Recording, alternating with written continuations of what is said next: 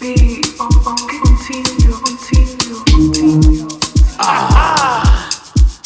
got what to say? Leo no kula, hakuna kulala. Leo no kula, hakuna kulala. Leo no kula, hakuna kulala.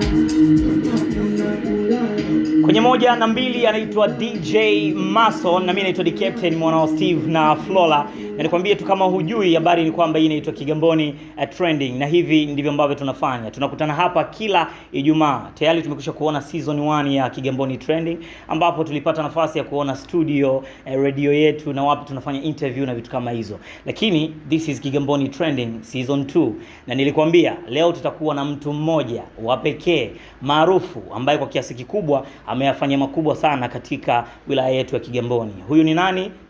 Bwana Shebiz Record. Brother, mambo vipi? Safi, mambo vipi? Unajua huyu jamaa amefanya makubwa sana. Una habari kama kwa mara ya kwanza Kigamboni kushushwa helicopter ilikuwa ni pale Machava, alafu hakuna mwingine ambaye alikuja akafanya tukio kama hilo mpaka leo 2022. Shebiz Record ulifanya hii peke yako. Hakuna mwingine ambaye ameifanya hii tukio.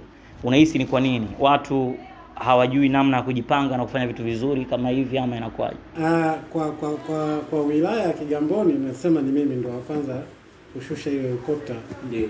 Na tulitaka kufanya mambo mengine makubwa zaidi ya hapo, lakini tukaona tuishie hapa kwanza.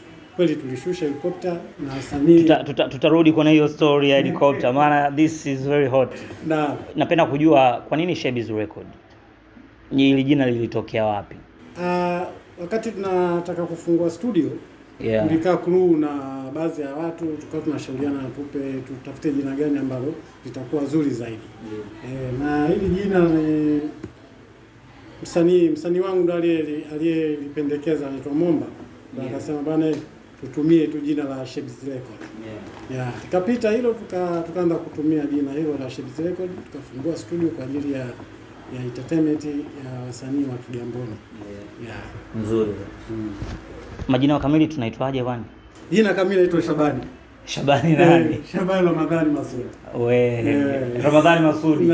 Exclusive. Watu wengi washazoea Shebiz Record. Mimi ndio kwa mara ya kwanza najua Shabani Masudi. By the way, tuko na faili yako na tuko na data tofauti ambazo zinakuhusu wewe. Lakini katika kitu ambacho tulikikosa ni kujua jina kamili. Lakini leo exclusive tumejua ni Shabani nani Masudi, Ramadhani Masudi. Asante sana.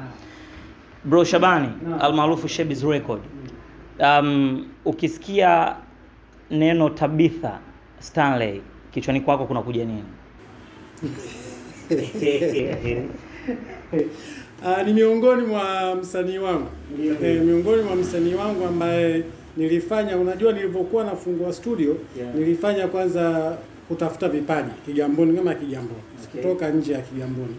Na wakati huo walikuwa kuna kundi moja la TMK wanaume, wakati huo walikuwa Said Fera ndio wanaliongoza lile kundi. Nikampigia simu nikawaomba, wakaja kina Slay, kina Juma Nature, walikuja kwa CCM kitambo sana, CCM pale Kigamboni polisi pale. Tukafanya pale, wasanii walikuwa kama 200 hivi. Lakini katika 200 ndio tukampata mwanadada Tista ambaye tukaungana naye. Ndio tukaanzia hapo kuunda kundi la labels ya Shebiz Records. Tukaunda hiyo label. Na kuna mtu yote ambaye alikuwa anahusika kwenye umiliki kwenye Shebiz Record ama ulikuwa? Nilikuwa ni mimi mwenyewe tu. Na ukuhitaji msaada wa watu wote?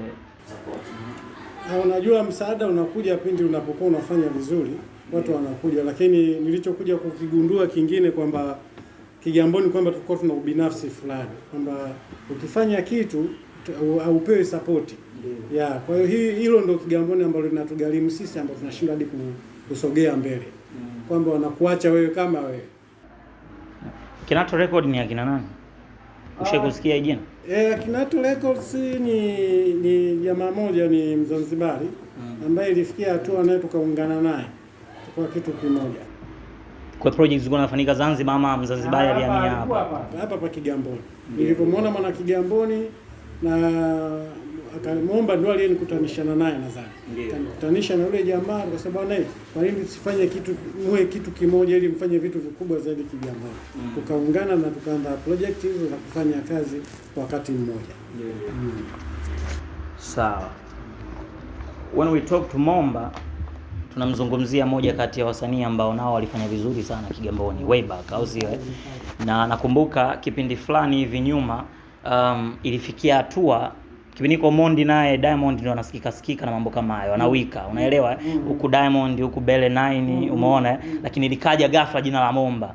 Na tafsiri ya watu wengi kutoka kwenye jamii wali expect Momba kufanya mambo makubwa sana kwa sababu aliwika kweli kweli, alikuja kwa nguvu.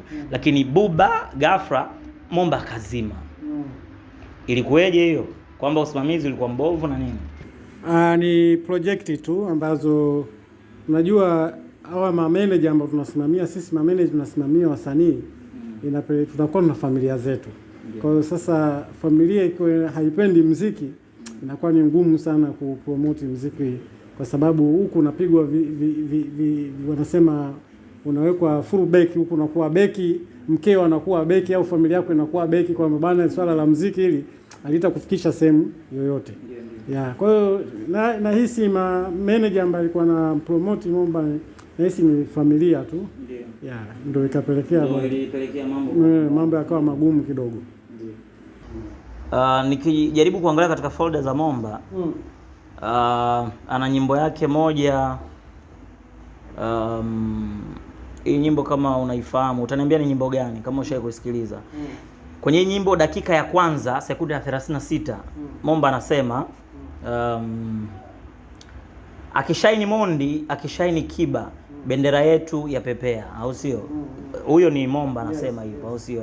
Lakini akaja kuishia hapo, Momba akasema tena akivuka boda Konde Boy, Vani Boy, sifa kwetu wa Tanzania. Hiyo ni misali ya Momba kutoka kwenye nyimbo fulani ambayo mtataka uichambue kidogo, au sio? Lakini pia akaendelea Momba akasema tuwapeleke wengi Mario Wozu mbali nao kufikia, Mario Wozu nao waweze kufikia mbali, au sio? Akaendelea akasema tusiweke vigingi, husda, roho mbaya haitotusaidia, au sio? Lakini akaendelea akasema timu Zari, timu Wema, timu Tanasha iwe timu East Africa, au sio?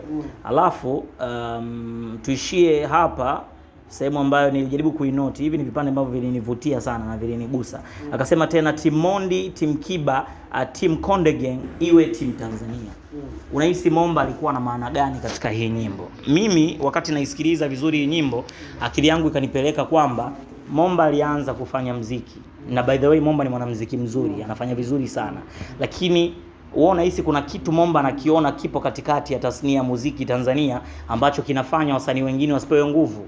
Leo hii labda aonekane yuko tu Diamond, aonekane yuko tu Alikiba, Konde Boy. Though kuna wasanii wazuri wengi kama wanawazungumzia kina Mario, kina Wozu, yeye mwenyewe Momba na watu wengine tofauti kina Zedi na watu kama hao. Unahisi amezungumza hii ili kujaribu kubadilisha watu mtazamo waweze kuamini wasanii wengine pia? Kwako imekaaje? Yaani kusikiza hiyo nyimbo unahisi kabisa kwamba Momba alilenga kuvunja utimu. Pasiwepo na utimu, kwamba akitokea mtu kama Mario anaenda kugombea tuzo labda nje, basi apewe support. Na ukiweka utimu, ina maana ukiwa na timu Diamond, timu Kiba, timu Konde, ina maana unaweka vision kwamba wale washabiki wa Konde Ganga wasimpigie kula Diamond, wasimpigie kula Alikiba. Sasa Momba akajaribu kutafuta kwamba jinsi gani sisi wasanii tu wamoja tuweze kufanya kazi na wote tusupport hizi kazi zetu za wasanii. Ndio ujumbe ambao Momba alitaka kufikisha katika jamii ni huo, kwamba yani timu zisiwepo. Back tena YouTube, kwenye hii nyimbo inaitwa Team Tanzania by the way. Na hii nyimbo inaonekana Momba ameshaifanya tayari miezi 11 iliyopita. Na mpaka sasa hivi wakati naiangalia mara mwisho jana ilikuwa na views 3.5k au sio ambayo yenyewe ni kama 3500 si ndio views watu waliotazama. Lakini pia watu ambao wameweza kuilike ni watu 76 na mpaka sasa hivi Momba yuko na subscribers 723. Kama nilivyokuambia, tukiangalia way back, Momba ni msanii mkubwa na amefanya mambo makubwa sana Tanzania, maana sio Kigamboni. Lakini ni msanii ambaye anapeperusha bendera ya Kigamboni au sio? Sasa swali linakuja tena, nyimbo zake za zamani ambazo Momba amefanya hazipo katika YouTube account yake, na mpaka tayari YouTube ina subscribers 723. Hii inatuonyesha kwamba nyimbo zake zilikuwa zinarushwa na akaunti zingine za watu wengine huko way back, ambao nitapenda uwazungumzie baadaye kidogo, nitakuuliza vizuri hapa. Lakini nikirudi tena upande wa pili, Kigamboni ina zaidi ya watu milioni. Si unanielewa vizuri Sina statistics nzuri, tutasaidiana vizuri hapa, lakini ina zaidi ya watu milioni. Unafikiri kuna haja ya watu wa Kigamboni kuunga nguvu ili kuweza kusupport wasanii wetu wa Kigamboni? Kwa sababu let's say ina watu tu milioni 1 Kigamboni au sio? Kama tunafanya promotions za kutosha, tunasema jamani tushambulie, au nazungumzia watu wenye smartphone, sijazungumzia watu wote wa Kigamboni, tukadirie watu wenye smartphone wako milioni 1. Kama tunasema washambulie YouTube au sio, ili waweze kwenda kusupport, maana yake huyu Momba tayari hapa subscribers watabadilika, watakuwa ni milioni 1 na views watakuwa ni milioni 1. Si unanielewa vizuri? Lakini katika research fupi niliyoifanya inaonyesha wazi wakati mwingine wasanii wa Kigamboni na watu wadau wa Kigamboni wenyewe wanawekeana roho mbaya na chuki, kuzibiana, kuwekeana vigingi. Na hii inanifanya nirudi tena katika mistari ya Momba kwenye hii dakika ya kwanza sekunde ya 36 anaposema kwamba tuache kuwekeana vigingi. Si unanielewa vizuri? Kwa kama kungekuwa hamna vigingi, maana yake leo Momba angekuwa yuko mbali kwenye views na subscribers, au ni watu wa Kigamboni au sio bro? Hajazungumzia Temeke, Kinondoni, Ubungo, hajazungumzia taifa zima Tanzania, Mtwara wapi na nini. Kwa hiyo maana yake kama watu wangekuwa wanatoa support, leo hiyo wasanii wetu wangekuwa mbali. Unahisi kuna haja ya kufanya hizo movement ili kuweza kunyanyua wasanii wetu? Ni sahihi. Hiyo haja ipo na inatakiwa tufanye kwa juhudi zote. Kwanza sisi Kigamboni Mungu ametujalia sana, watu wengi sana wana vipaji Kigamboni. Mimi nimezunguka Kigamboni sana kwa kutafuta vipaji. Kwa hiyo kuna watu wana vipaji lakini hawana support. Watu hawaoni. Kwa mfano mtolee mfano kama Zedianto. Zedianto aliwahi kubahatika akaenda Tip Top. Wakati huo marehemu alikuwa ndo anaimiliki ile Tip Top. Marehemu nani huyu? Achana na Babu Tale. Huyu alikuwa nani huyu, anaitwa jina limenitoka kidogo, ni marehemu sasa hivi ambayo ndo alikuwa mmiliki wa Abdul Bonge. Yes. Okay. Alienda akafanya nyimbo kama 2 pale. Mpenzi Jini na Binti Kiziwi. Umeona? Lakini kuna watu waliokuwa wanamfuata Zedianto. Hii naiongea live kutokana na watu wabadilike. Kuna watu walikuwa wanamfuata Zedianto lakini Zedianto hakuonesha ushirikiano. Yaani unanikuta mimi nipo kwenye nafasi, una uwezo wa kunishika mkono. Lakini sasa unajua kabisa huyu nikimshika mkono naye atapata. Kwa nibakie mimi Mungu mtu huyu ambaye hataki kushika mkono wenzie, ndio hiki Kigamboni ikazidi kufanya kudidimia. Kwa hiyo kwanza inabidi wasanii achana na Zedianto, wasanii wote wa Tanzania. Sisi tuna roho mbaya. Ndio. Wasanii wa Tanzania wote wana roho mbaya. Yaani wana roho ya kwa nini? Ndio. Samani, unaweza mic ukashusha kidogo hapo kwa juu. Shusha kidogo afu endelea, relax. Wasanii wote Tanzania wana roho ya kwa nini? Sorry kidogo, Shebiz Record. Bwana, nikukumbushe tu kwamba hakuna kipindi ambacho hakina wadhamini, na tuko blessed na Azam Energy Drink au sio? Kizazi kabisa bro. Shebi, hiyo ni ya kwako, kwa hiyo kunywa upoze koo lako. Nikwambie pia unavyoniona nimependeza, ni Captain mwana wa Steve na Flora, nimevalishwa na Tanam Code kutoka pale Kigamboni Mikadi. Kama unataka unyamu hizi kupendeza na nini, mshikaji ni moja kati ya madesigner wazuri ambao wanajua fashion na vitu kama hivyo. Wewe unaona nilivyotokelezea, lakini Azam Energy Drink ndo mpango mzima. This is how we do. Yep.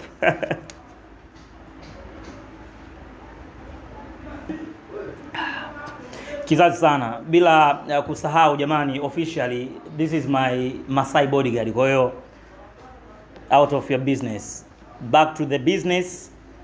Ndio Shebiz Record. Ulikuwa unamiliki wasanii wangapi kipindi hiko? Achana na wale mastaa ambao ulikuwa unawatoa kutoka ng'ambo kuwaleta kwa ajili ya events na nini. Wasanii wako ambao ulikuwa unamiliki katika Shebiz Record. Kipindi kile nilianza na wasanii 3. Ndio. Nimeanza na wasanii watatu. Alikuwepo huyo Tista, alikuwepo kuna msanii anaitwa Tone Touch, alikuwepo na huyo Manginja. Okay. Na producer wao alikuwepo ambaye ni Chidi ambaye baadaye alienda kwenye lebo ya Alikiba. Sasa hivi naona yuko naitaka hiyo story. Naitaka. Nina faili lako story kwamba Chidi alikuwa ni msanii wako, au siwe? Lakini sasa hivi hayuko kwa Alikiba. Kwa Alikiba ameshatoka. Story ni kwamba yuko Konde Gang, au sio? Chini ya Harmonize, au siwe? Lakini wewe ulikuwa naye na kipindi hiko hakuwa mwanamuziki, alikuwa ni producer kutoka Shebby's Record. Niko na picha yake hapa amekonda kinyama kipindi hiko Chidi. I'm telling you bro. Way back tunazungumzia na ilikuwa ni kwenye event hii ilikuwa ni kwenye event ambayo ulishusha helicopter, ambayo tunaitaka kujua hii story baadaye ilikuwaje na nini. Na tutaonyesha watu exclusive. Tuonyeshe sasa hivi, au sio? Huyu ni Chidi jamani, kama mtaona vizuri, au sio? Amekondeana. Way back huyu jamaa alikuwa ni producer wa Shebby's Record, lakini sasa hivi ni mwanamuziki. Harakati za muziki alikuwa akizifanya tangia katika studio yako ama kipindi hiko? Na alikuwa ni mtu mmoja mzuri sana kwenye kukochi wasanii. Wewe nyimba hivi, wewe pita hivi. Na hii sina hata kwa Alikiba alivyoenda hiyo program niliiona, sababu mtu kishakaa naye hata kienda sehemu unajua kabisa hapa sasa hivi mbona mabadiliko yamebadilika hivi katika uimbaji. Unajua hata wasanii wakubwa wanakuwa wameshazoeleka, lakini anapoletwa mtu mwingine mbichi pale anabadilisha upepo. Nilimwona uimbaji wa mdogo wake Alikiba Abdukiba, kuna nyimbo moja naona Chidi alimkochi akaimba vizuri sana, nilipenda. Kwa hiyo ni vijana wangu. Wako wengi, naona hata profile yako itakuwa ndogo hiyo. Wako wengi sana. Of course tuna mengi mastori kibao ya kuzungumza na tutazungumza mastori mengi sana bro Shebby's. Lakini kitu ambacho ningependa kujua ni kuhusiana na wasanii ambao ulikuwa ukiwaleta Kigamboni, au sio? Naona katika faili yangu hapa Momba tayari amekisha kufanya kazi na Nay wa Mitego, au sio? Hii project ni wewe ulisimamia? Hapana, hiyo ni mtu mwingine hiyo. Ni nani alisimamia? Ni huyo bwana Shomari. Shomari. Oye. Kabwela, mzigo unaitwa Kabwela. Moja kati ya ngoma ambayo zilihiti sana, au sio? Na hizi zilimsogeza sana Momba, kila mtu ilikuwa Momba hapa Tanzania. Unahisi kuna haja ya Momba kurudi ama kitu gani ambacho kimemfanya Momba design kama amesizi sasa hivi? Kwa sababu moto ambao alianza nao ulikuwa ni moto mkali. Leo hii Momba alikuwa anashindanishwa na Diamond na nini. Kipindi hiko ndo wakina Bele 9 nao wanakuja na vitu kama hizo. Wakina Mavoko way back kipindi hiko, umeona? Kwa hiyo tulikuwa tuna wasanii wengi ambao wanazungumzwa, umeona? Lakini back in the days huku tunaona kuna wasanii wengi sana walikuwa wanazungumzwa. Zamani ilikuwa kila mtu anampenda msanii fulani. Yaani watu ni mashabiki wa kila msanii. Unazungumzia kina Mangwea, unaelewa? Unazungumzia kina Chidi Benz, umeona kipindi hiko? Unazungumzia kina TID, umeona Mnyama, unaelewa? Hivyo kina AY, kina Mwana FA, way back wasanii wengi majina yalikuwa yanatambulika hivi, yanasikika katika midomo ya watu. Lakini sasa hivi tumekuwa tukisikia majina machache tu. Diamond, Harmonize, sijui Alikiba na wengine wanasikika, lakini story ni Diamond, Harmonize, Alikiba. Hawa watu watatu wanakuwa wanasemwa sana kwenye social networks, wanasemwa sana katika televisions na maredio. Unahisi ni kwa nini wasanii wengine kuna nguvu hawaifanyi ya kujipromote, ama hakuna mameneja ama wadau wa kuweza kuwapromote ili na wao wafike pale, ama ni uzembe tu wa wasanii wenyewe kutoweza kujipromote? Hii kwako unaizungumziaje? Hii bwana, kwa mfano nikichukua kwa mfano hao wasanii waliotamka, achana na kina Zedi, Momba, kina Mavoko, hao wasanii wengine ambao wanaokimbizana na kina Diamond, kina Juksi, kina Alikiba, kina Vanessa, ni kitu kimoja tu ambacho nilichokigundua ni wakati. Yaani zama tayari zinabadilika. Yaani kuna zama ya Alikiba alienda sana, baadaye akashuka. Akaja akamnyanyua Diamond kwa ubishani. Ukaanza sasa utimu pale. Kwa hiyo sasa hivi ukiangalia Juksi ana timu. Hawa wasanii ambao wenye timu ni watatu tu.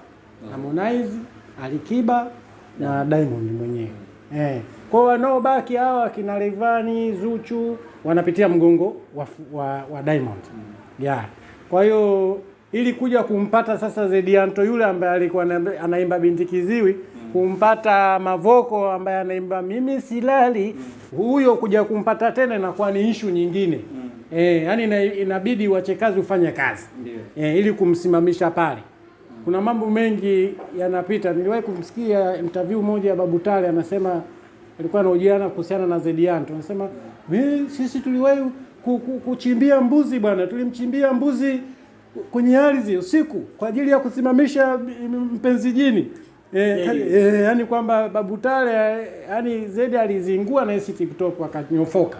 Alivyonyofoka pale sasa, katika kurudi watu wakawa na ujana, kwa nini amtoe support kwa kumsupport jamaa? Akasema si anaona alizingua, ndo akaleta hiyo story kwamba walikatika kutoa zile nyimbo waliwahi kuchimbia mbuzi.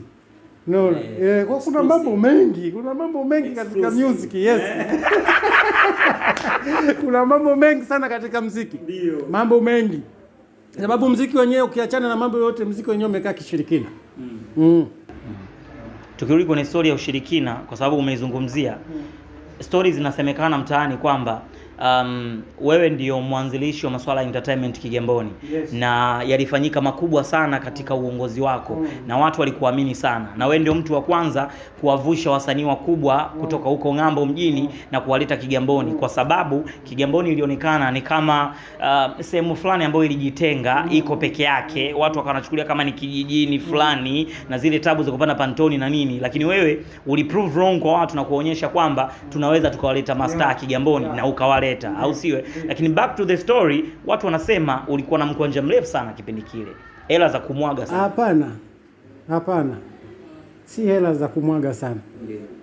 Kwa mfano wewe nikikupigia mahesabu, nikiwapigieni mahesabu ya mtangazaji, sijui bosi wenu ni nani, nikiangalia mazingira yenu nikasema labda milioni 50 imemwagika. Lakini ukija kusema wewe mwenyewe bosi, ukikutana na wala hela ndogo tu, ila ni akili.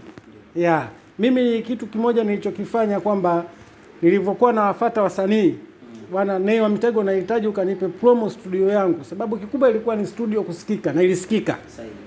Kwa hiyo napomfuata na akija bwana bro, mimi mafuta gari halina, sijui naambia mafuta 50 mimi nitakutilia kwa sababu mara kwa nakata bata kwa mamake. Na 50 kipindi hiko way back it's a money. Hela bro. Basi bro twende. Nikamwambia leo nikikupa 50 sio shida zako zimeisha. Bado utanipigia simu, utaniambia bwana bro, nimekwama, niko Morogoro, nienda kwenye show, nipige tafu hela nauli, tutasaidiana. Lazima tuishi kwa kusaidiana na si kuangalia wakati huu tu.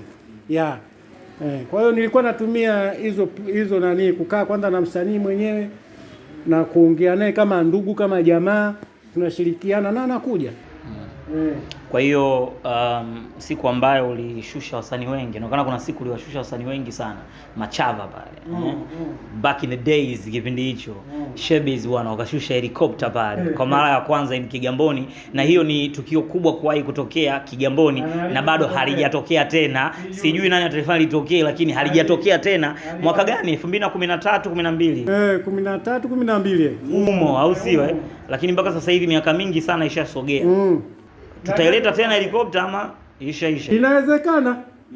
Sababu ni kukaa chini na kuandika proposal vizuri kwamba naishusha helikopta, lengo ni nini. Inawezekana. Sababu nilishusha mimi kwa nia mbili. Ndio. Nia ya kwanza kuipromote ilikuwa Kakara. Nilikaa na bosi wa Kakara na meneja wake. Nia ya pili ni kuingiza mkwanja. Ndio. Na watu walijaa. Watu walijaa Kakara sana. Palikuwa hadi askari walikuja kuzuia. Watu walijaa. Kwani ile story ya kwamba ulimleta Lady JD katika harusi ikoje ile? Lady JD dada yangu. Lady JD dada yangu nilimleta, alikuja kunipromote ndugu yake. Ni mtu wa nyumbani kule Mara yule. Mimi naenda Tabora, yeye anaenda Mara, tunaachana pale Nzega pale. Dada yangu. Na sio yeye tu, mbona umemuuliza, wapo wengi tu wasanii walikuwepo pale. Ndio. Lakini inaonekana of course wasanii wengi, na taarifa ambazo nazo kwenye file hapa, mimi sikuwepo wakati huo. Nilikuwa nasoma bado, niko shule. By the way back. Mmepambana sana bro. Lakini faili yangu inaniambia hapa kwamba hiyo ni 2012 kama sio 2013, na hizi taarifa zinaonyesha kwamba ilifanyika show Club Kakala na wasanii wakubwa walihudhuria, na wasanii waliokuwemo namuona hapa Barnaba Boy au sio namuona pia Nay wa Mitego, namuona Nedi au sio na Nedi ambaye kwa sasa hivi yeye ndo star, lakini way back alikuwa bado ndo taarifa naambiwa hapa, way back alikuwa ni kijana wenu na alikuwa ni dancer wa Tista na hii show inaonekana ulimwandalia Tista. Zina ukweli hizi taarifa ama show ilikuwa ni ya Top Flavor? Ambao Top Flavor ni ambao ni alikuwepo mzee wa Juju Manginja, ndio Manginja way back, na alikuwepo na huyo Tista yeah. Kwa hiyo ni show ambayo niliandaa na kwa ajili ya kupromote pia studio na kuipromote Kigamboni. Yaani kikubwa mimi nilikuwa naangalia kuipromote Kigamboni kwamba wasanii huku wapo. Sio lazima niende mjini. Mimi nilikuwa siendi mjini. Nikienda mjini naenda kumfuata msanii. Lakini inaonekana kwamba watu wana taarifa zako nyingi. Mmoja kati ya mdau aliniambia na kunipa taarifa zako ya kwamba kipindi fulani ulikuwa na mkwanja mwingi sana, na kwenye mkwanja wako uliweza kuwaleta wasanii tofauti ambao namuona hapa Neo wa Mitego, namuona Madi, namuona Chege Chigunda, namuona Sheta au sio Baba Kaila au sio rafiki yako au sio, lakini namuona Lady JD, namuona Barnaba Boy again, naona TMK Saidi Fela, Mzee Yusuf kutoka Jazi au sio lakini namuona Mzee Magari, inaonekana ulimleta pia. Wasanii wa Bongo Movie nao walihusika, lakini pia ulishawahi kumleta Frank Mwikongi, mmoja kati ya wasanii ambao wanafanya vizuri, the best actors. Sasa hivi simuonioni katika Lamani, yuko Marekani na Mzee Magari. Wote wako Marekani. Tutafutie another exclusive, tutarudi tena. Tunaambiwa Frank Mwikongi yuko Marekani. Unaongea nao. Lakini kuna huyu anaitwa Tiko ambaye inaonekana yeye alikuwa ni msanii wako kabisa. Ni Bongo Movie lakini alikuwa signed under Shebiz Record. Kwa hiyo Shebiz Record ilikuwa inamiliki wasanii wa kuigiza pia? Hapana. Wasanii wa kuigiza sikuwahi kumiliki, ila tu huyu ni dada Tiko aliniomba kwamba bana bro mimi kuimba najua. Kwa hiyo nilikuwa naomba unisaidie kunipushia nyimbo zangu. Na maana napeleka redioni hazipigwi. Nikipeleka redioni zinatupiwa kwenye kapuni. Nikasema sawa. Nikamsikiliza, kuna matatizo fulani ya uimbaji ambayo alikuwa hayuko sawa. Kwa hiyo nikamjaribu kumweka sawa. Tukaenda alirekodiwa nyimbo moja na Akinato. Wazee wa Samaki Pole. Kwa hiyo tukaiachele nyimbo baadaye, lakini nikabidi nimwambie tu ukweli kwamba bana kwa nyimbo za sasa hivi, kwa jinsi muziki ninavyoona na kwa sauti yako wewe ni ngumu sana kufika. Hebu rudi tu kule kuni sanaa. Na nashukuru akanielewa, lakini nikaona bado anaendelea kuhangaika na music. Lakini nikamwambia utapoteza hela zako kwa sababu muziki ni kamari. Kwa hiyo akatoa nyimbo kama 2. Karekodi nyimbo 2 au 3 hivi. Kashuti kwa gharama kubwa sana, lakini hazikafeli. Lakini bado nikaendelea kumpigia simu kwamba bana rudi kwenye Bongo Movie. Huko ndo utakuwa uko sahihi kwa sababu wewe ndo panakufaa. Akasema sawa bro, basi kweli akarudi. Sasa hivi anacheza Bongo Movie zake, mambo yanaenda mazuri. Naomba nikukabidhi hii file. Ukifungua katika peji ya 3 kuna ile helicopter yetu na location hapo ni Machava au sio? Lakini naona kabisa katika hiyo picha peji ya 3 kuna mzungu yuko pembeni kavaa kofia. Huyu mzungu ni nani? Ndiye mdau ambaye aliweka mkwanja wewe kuweza kufikisha helikopta Machava, ama mkwanja ulikuwa wa kwetu mfukoni? Hii story ikoje? Huyu mzungu ndo alikuwa yeye kaishusha, alikuwa wanaita marubani nasi marubani. Pilot. Yeye ndo alikuwa ana drive. Ilivyoishusha hapa sasa akawa anaangalia usalama. Katika raia hapa, lakini hapa alikuwa na defender kama 3 hivi za polisi zilikuwepo. Kwa hiyo huyu hahusiki, huyu tulimpa mkwanja akaleta helicopter. Ndio, hahusiki yani, kwa hiyo alipewa tu hela yake la nini? Jeuri za Shebiz. Yaani lipo hela, then akashusha helicopter, maisha mengine yakaendelea. Ile hela shingapi tulimpa wale? Tulimpa shika. Hii hela ni nyingi sana au ni ndogo sana? Kwa sababu nilifanya connection pande tatu. Kwanza kwenye helikopta na pia jeshini na huku jeshini, sababu huwezi kurusha chombo afu kambi ya jeshi ipo huku na huku ipo kambi bila kutoa taarifa. Kwa kumbe kuna maelewano yalifanyika jeshini kwa maana ya Navy na Mizinga, lakini pia na polisi Kigamboni. Ya tulifanya mawasiliano hayo, nikapewa muda maalum wa kushusha helikopta na kuondoka muda maalum. Ya kwa hiyo moto huo nilipita, lakini nilisikitika, kulikuwa kuna ligi inachezwa. Hiyo taarifa nilikuwa sina. Nikaja nikafuatwa baadaye, nivuruga ligi pale. Kulikuwa na ligi si daraja la pili, si daraja la kwanza, exclusive. Yeah. Kwa hiyo kuna yani wapo uwanjani refu wameshalipa nini, wanataka kuchezesha, mimi ndo ndinge na ungurume vurugika, askari wakaingia pale. Niliumia sana sababu pia ni mdau wa mpira, kaonekana kama unavuruga kama navuruga, lakini sikuwa na taarifa yoyote. Lakini nilienda nikaomba radhi, tukasamiana, basi maisha yakaendelea. Yeah. Back to the business. Shingapi ile tulishusha helicopter? Naona umekumalia sasa. Sijui bro, kwa sababu way back mpaka unaishusha sasa hivi, maana gharama zinaongezeka kile itwapo leo. Huenda tukizungumza na wadau, nyinyi ndio wadau muhimu wa Kigamboni. Sisi hatuwezi kupiga hatua bila nyie. Na ndio maana tukaona uweze kubless kipindi. Kwa hiyo blessing zako tukiweza kujua kwa kipindi hiko exclusive kwa mara ya kwanza, ukatuambia ni shingapi ulishusha helicopter, au japo kwa makadirio, au siwe kwa makadirio tu. Unajua, nafikiria jinsi ya kukujibu unashindwa kutokana na kama Harmonize aliweza kuchukua helicopter akaenda kukagua uwanja wa Taifa kwenye Yanga Day. Akachukua helicopter akaenda kukagua tu uwanja. Sasa ni hatari sana. Unajua, mtu kaenda kuchukua helicopter kukagua tu uwanja, alafu mimi nimeshusha wasanii. Alafu Diamond naye alishuka na helicopter yeye kama yeye na crew yake Mbagala ZKM kufanya show.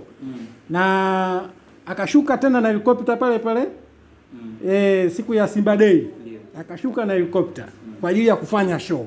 Huyu bwana mdogo naye akachukua helicopter akaenda kufanya tu utalii. Na mimi nikashusha wasanii. Ni mpunga mrefu.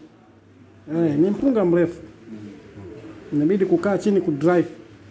Yaani tuandike vizuri mipangilio, njia tulizopita. Lakini unanikimbia bro Shebi. Nitakuletea.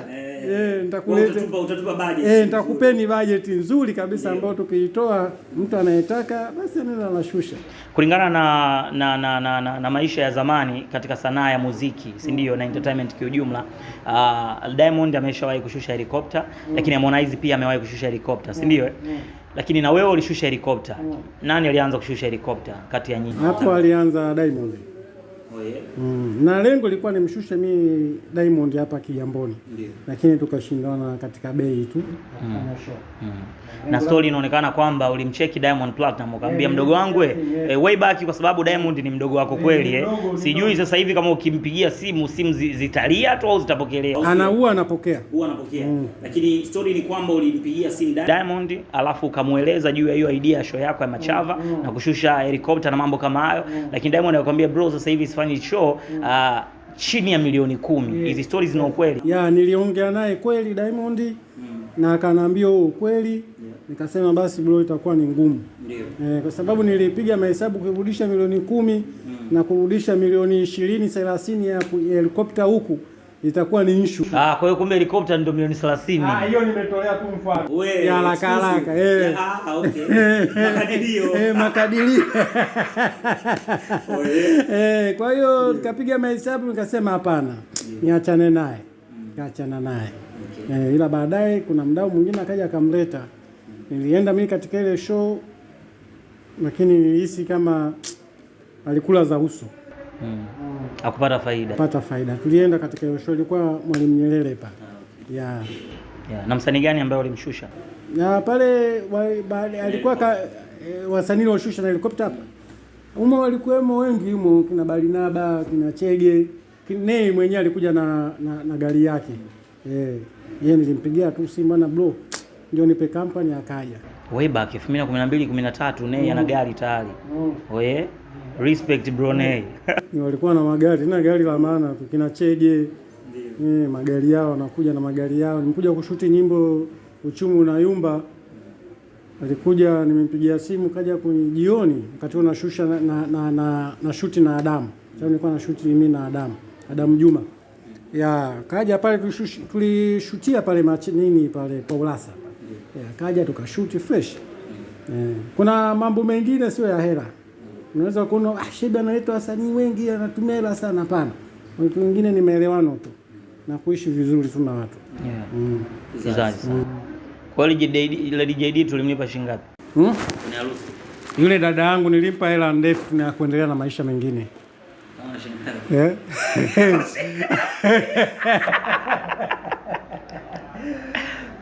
Mari JD way back ni mtu mzito na katika wanawake ambao wana sustainability, muendelezo mzuri katika kazi ya burudani, muziki na nini, ni Lady JD. She's the legend, alafu anafanya vizuri sana. Mpaka leo bado yupo. Shingapi tulimpa? Yule wakati ule nadhani ilifika kwenye 5 au yemu hivi. Sababu ile swali hata Sheta yeye kuniuliza. Baada ya harusi kuisha tukakaa kama siku 3 akaja Kigamboni. Bro, Lady JD ulimpa bei gani mpaka akaja kwenye harusi yako? Unajua nilijiuliza sana maswali mengi sana. Kwa hiyo yani kwamba Lady JD kumbe alikuwa ni mtu muhimu sana katika Na mwaka huo unaoa mwaka gani? Hiyo harusi mwaka gani ilikuwa? Kwa hiyo 13. 13. Sababu baada ya kushusha helikopta 12 na ICA 12 baada ya kushusha helikopta ndo nikaoa. Ndio. Kwa hiyo wakati unaoa huo 2012 unasema 13 wakati unafunga ndoa. Mke huyo tulofunga naye ndoa ndio huyo ambaye tuko naye ama niko naye ndio huyo? Hapana. Niko naye yule. Oh yeah. Way back tangia 2012 leo 2022 bado mko wote. Yeah. Salute bro. Asante sana. Salute. Ila sometimes tunachepuka na nini? Hapana. Tunaheshimu ndoa. Tunaheshimu ndoa. Ndio. Tunakuwa na hapa na pale mikwaruzo kwenye ndoa kwenye ndoa na nini, lakini niheshimu sana ndoa. Alafu na hofu pia ya Mungu. Na ndio sababu tunavaa sana vibarakashia. Hapana. Walabuni ukienda watu wanavaa kanzu vibarakashia na wanakunywa pombe. Kwa kibarakashia akinipresent sana mimi kwamba niwe mcha Mungu. Ni vazi tu kama vazi. Ila moyo ndio najua mimi wangu nataka nini. Watu wanasema Shebi kafuria siku hizi kwamba mkwanja hana, na ndio maana zile harakati ambazo alikuwa anazifanya way back, kushusha mahelikopta, kusimamia wasanii na nini, hazifanyiki. Hizi story ukizisikia zinakukata kiasi gani? Story zinasemekana hivyo, lakini sasa mtu anayenambia nimefuria afu nikimwangalia bado kapanga, na hisi anahitaji apambane sana. Sahihi, wakati wewe umejenga. Mimi nimejenga, nipo kwangu, silipi kodi na so umejenga, sijui umemajenga, maana story nazo na nyumba zaidi ya 4. Hapana. Katika watu ambao waliwahi sana viwanja Kigamboni, wewe umo. Hapana, vingine sijajenga, vipo tu viwanja kama viwanja. Kwa hiyo mimi kumuelezea huyu mtu anasema nimefuria, nahitaji nikutane na mtu naye ana mjengo. Sahihi. Anaambia bwana, sasa hivi ndugu yangu sawa na mjengo lakini nimefuria. Nikiangalia naye ana mjengo afu ananizidi. Huyo kidogo naweza nikamjibu.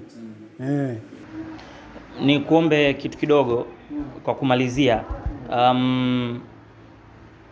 Nitaomba majibu yako yawe mafupi sana. Utachagua kati ya yes au no, kitu gani unajibu?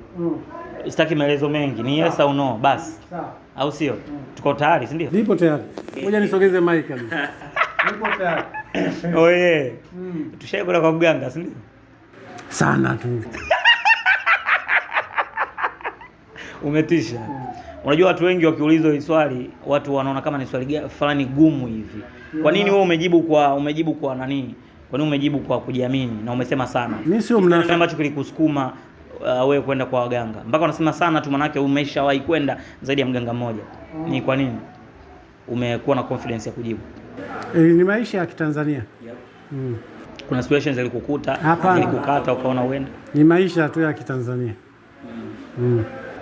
Kwamba kutafuta hela ndo zile story kwamba kafuria kwa sababu alikuwa anatumia ushirikina kutafuta mahela na nini, kwa akapata mahela mengi sana, na baada ya kuyapata yakapotea vup bila taarifa yoyote, na ndio maana vitu vikafa. Shebi zinasemekana ulikuwa na ndinga gari, tena sio moja, ulikuwa unaongana gari moja, lakini kwa stori za nyuma ya pazia watu wanasema ulishawahi kuwa na gari zingine 2 za nje za siri ambazo watu wengi walikuwa hawazijui. Ni watu wachache wa karibu sana ambao wanajua hizi story, lakini tofauti na hivyo ulikuwa na investment nyingi sana zikiwemo bodaboda mitaani, au sio? Ulikuwa na taxi posta, nasikia hizo story, lakini pia na baadhi ya investment zingine. Ila sasa hivi watu wanasema Shebi kafuria, amebaki unabakiwa tu na bodaboda, na siku hizi huwa unachukua hata abiria njiani. Hii kitu inakukata ama vipi? Na ni kweli hizi pesa zilikuwa za minyuzio? Ndio maana narudi katika swali langu la mwanzo nikazungumzia juu ya juju. Hapana.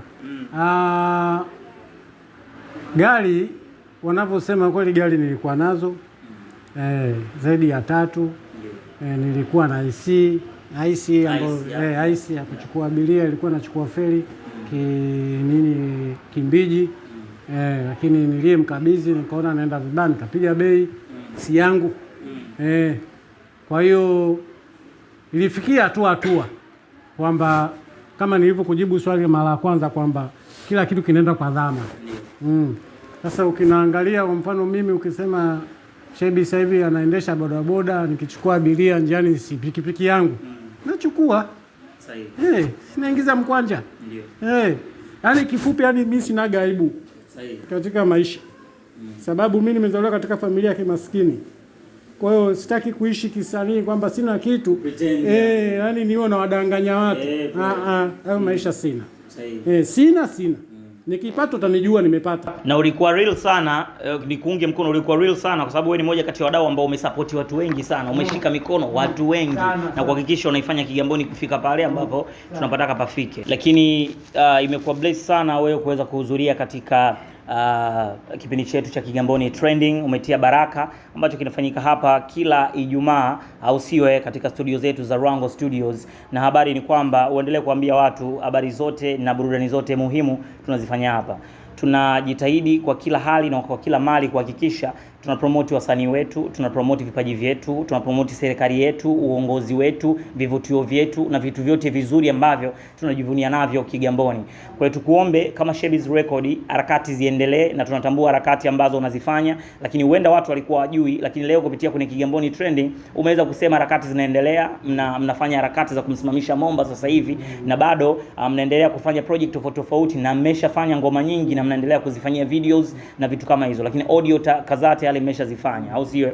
Kwa tuendelee kufanya harakati ili kuhakikisha Kigamboni inaweza kufikia mahala fulani. Lakini kupe nafasi wewe ambaye unanitazama, kama ni msanii wa muziki, au sio, na una ngoma zako na unaishi Kigamboni, muda ni huu hapa, platform hili hapa, zinga la kipindi linaitwa Kigamboni Trending. Njoo hapa, wakilisha ngoma zako ili DJ Mason awe anaziplay within in between kipindi kinaendelea na mambo kama hayo, ili kuweza kusikia sauti mpya pia za wasanii wetu wa Kigamboni ambao wanaimba vizuri na wanafanya ngoma nzuri. Lakini kusanue tu, kama ulikuwa ujui, sisi kama Kigamboni Trending tuko kwa ajili ya kuhakikisha tunasaidia wasanii wengine tofauti. Kama unahitaji video kali za kufanyiwa za muziki, una ngoma zako, basi tucheki katika namba ambazo unaziona hapo chini, ni 0621212174. Wakati huo ni kutajie na namba nyingine hapa ambayo utakuwa ukiitumia ili kuhakikisha unatafuta ili kuweza kupata hiyo michongo ya kufanyiwa video na mambo kama hayo kwa bei nafuu kabisa, ili kuweza kusapotiana, kwa sababu ni kilio cha watu wengi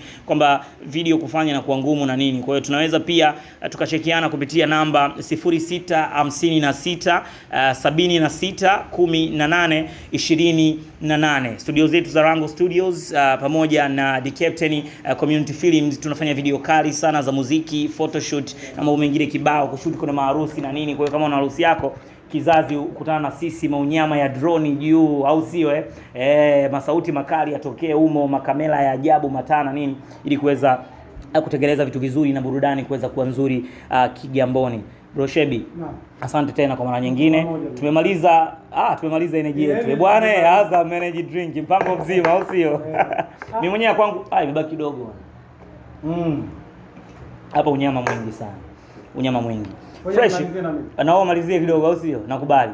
Basi nikwambie kwamba unyama ni mwingi sana, na muda wote ulikuwa na mimi The Captain mwana wa Steve na Flora, au sio? Siku hizo wananiita najihusisha, na nilikuwa on air na one of the best peoples ambao wamestruggle sana na umeifanya Kigamboni kufika hapa. Anaitwa Shebiz Record na harakati bado zinaendelea. Usisahau kucomment, kulike na kusubscribe katika channel yetu inaitwa The Captain leo. Humo basi Kigamboni Trending utaiona ikifanya vyema kabisa. Swala ni dogo tu. Bonyeza lile neno jekundu ambalo limeandikwa subscribe. Baada ya kulibonyeza, ile alama ya kengele inayotokea nawe ibonyeze ili uweze kupata notification, kwa maana ya taarifa, kuendelea kupata maudhui yetu, content zetu na vipindi vinavyoendelea kuwa hapa katika Kigamboni Trending kupitia The Captain Leo. Narudia tena, ni rahisi. The Captain Leo unaiandika hiyo YouTube na unapata content zetu, ama unaweza ukasearch tu kwa kuandika Kigamboni Trending Season 1 ikaja Season 1, ama Kigamboni Trending Season 2, lakini this is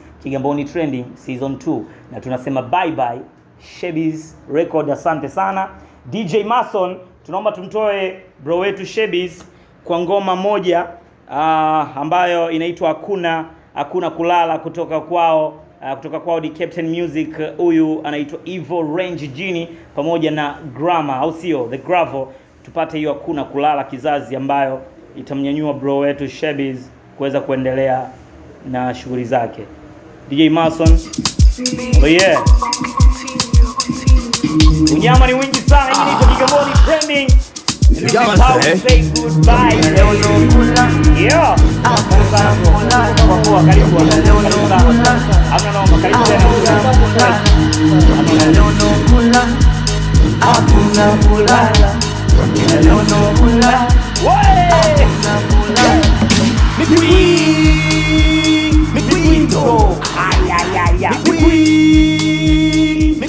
One of the best singers kutoka The Captain Music. Huyu anaitwa Evil Range, huku yuko Grammar Boy The Gravel. Wanafanya vizuri sana na wani msanii kutoka Kigamboni, na tunasema Kigamboni Trending tumerudi vikali zaidi. Kama wewe ni msanii unajua una ngoma kibao, tuna mambo mingi ya kuzungumza hapo kwa Kigamboni Trending, na ni yake kwa kusema this is Kigamboni Trending Season 2. Ciao. We kill it.